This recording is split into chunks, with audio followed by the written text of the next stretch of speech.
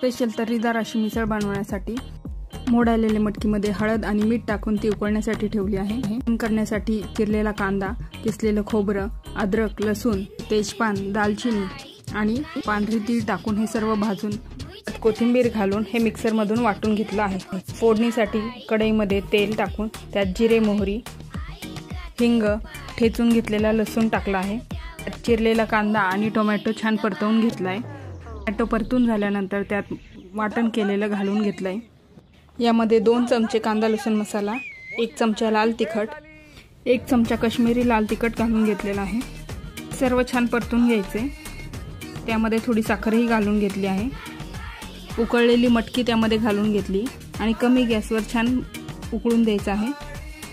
आपली स्पेशल मिसळ तयार आहे।